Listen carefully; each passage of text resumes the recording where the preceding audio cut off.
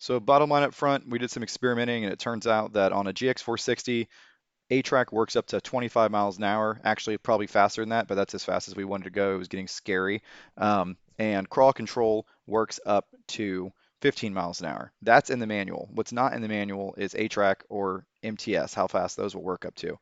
The reason we did this is just kind of trying to decide what's better, because on the GX460 you have to pick between being configured for crawl control and being configured for A-TRAC, unlike the 4Runner where you have all the buttons from the factory and all the options. So this is pretty interesting. I want to repeat this with a 4Runner and a Tacoma to see if their A-TRAC works up to the same speed.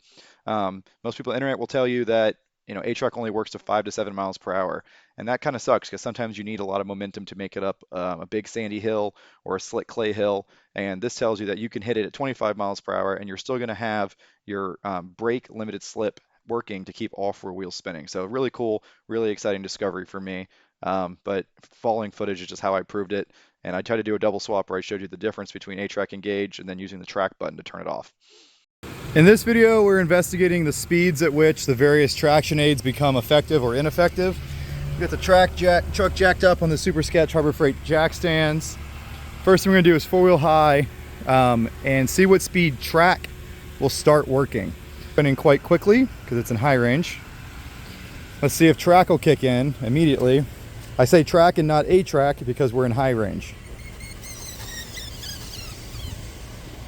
I could completely stop that wheel and nothing happens.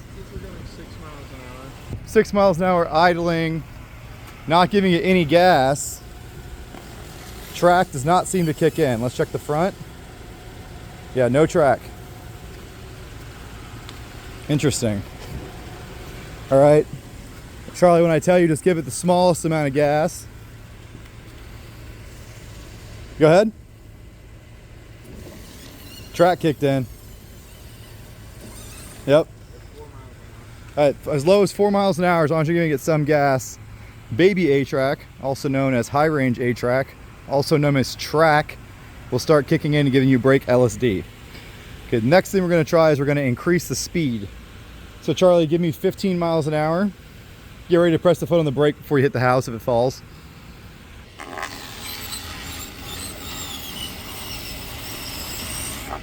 Yep, track is kicking in. Cannot stop the wheel. Yep. So track is working up to 15 miles an hour. 20 miles an hour, will track kick in? Yep. So it's trying to keep all four wheels spinning all up to 20 miles an hour in high range. All right, you can let it go idle. So now go ahead and press the traction control button. So let's see if I can stop this tire now. All right, give some gas, really lightly.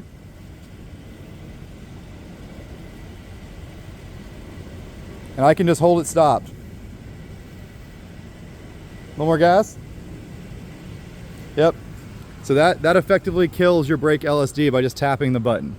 All right, now we're gonna go to low range. All right, so the truck is configured right now for crawl control, which means the 0-point calibration has been done to tell it has crawl control, so A-TRAC is disabled.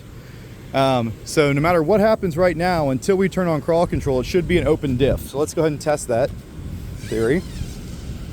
All right, tires stopped. Give it some gas, Charlie, real slowly. A little more gas.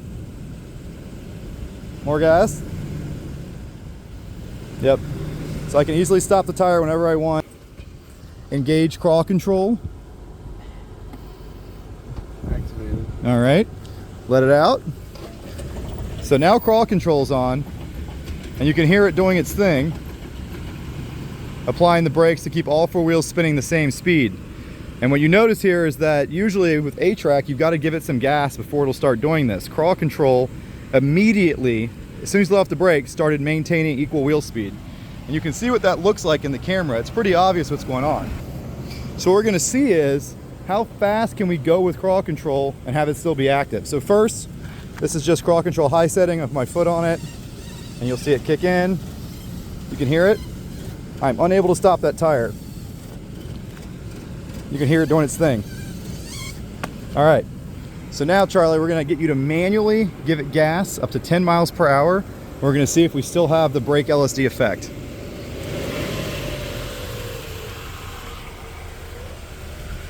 Let me know when you're stabilized. Good? All right, 10 miles an hour. Crawl control is still operating. I cannot stop the tire. You can hear it, listen. All right, that's good. Up to 10 miles an hour, excellent. Let's go ahead and go to 15 miles an hour. Giovanni has the truck up to 15 miles an hour.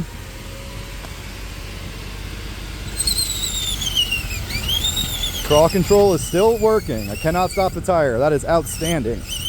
I did not know it worked at this high of a speed. All right, you ready for 20 miles an hour? Increase the danger.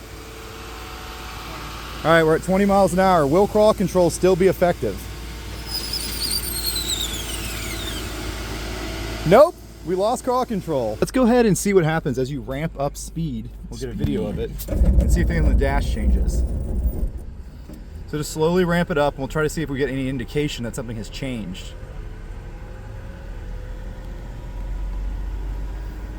So see how the lights started flashing there? We know from this test that crawl control brake LSD functions up to about 15 miles an hour. Does the manual tell us now? And if you look in here, there's no surprise about the behavior of crawl control. So this chart right here talks about when crawl control will have automatic system cancellation. And it says right here, vehicle speed higher than 15 miles per hour, engine control and brake control will be temporarily stopped. And that's exactly what we observed. All right, so I just redid the 0-point calibration to make the truck think it's stock. So now it is detecting the DAC, the downhill signal, and not the crawl control signal. So that should have told it to bring back A-TRAC. It's in its default mode now. So when you're in four-wheel low, you get this light, track off, and four-wheel low, but A-TRAC should be on by default. So go ahead and load up the gas, Charlie. And the way A-TRAC works, remember, is it won't do anything until you give it some gas. I'm gonna go ahead and stop this wheel. Give a little bit of gas. A-TRAC's kicking in. All right, so it's back in its stock configuration where A-TRAC is on by default. Now we're gonna repeat the same exercise and see at what wheel speed does A-TRAC stop giving us brake LSD. So 10 miles an hour, Charlie.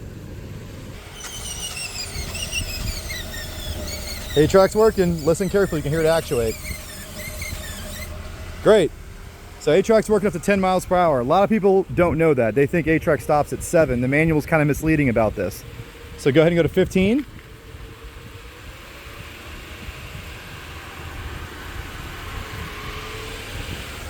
Ready?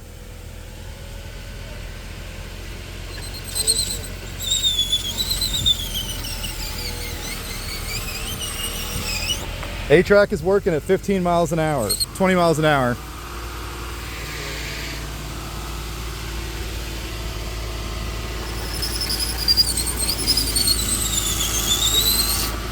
What? It is kicking in. You can feel it? So A-TRAC's kicking in at 20 miles an hour. I'll try it again. It is. I can't stop the tire. 25 miles an hour. Ripped my foot off. My shoe is smoking. Whoa! I ruined my flip-flop.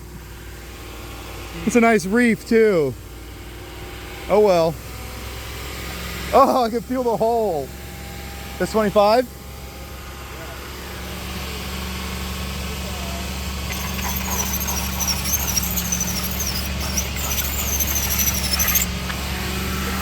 It's kicking in, huh?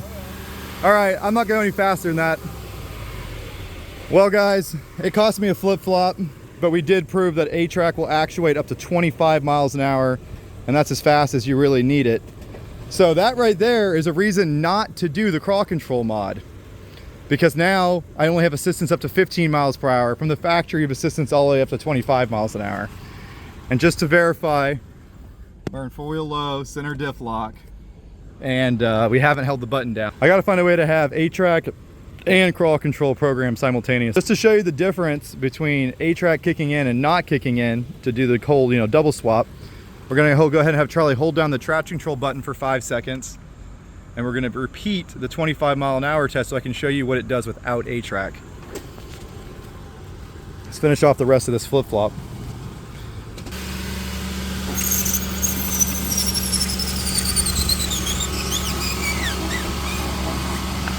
Stop the tire. Of course, the next question now, the obvious question is, what happens with multi-train select? Will that work like A-TRAC and give you assistance in excess of 25 miles an hour?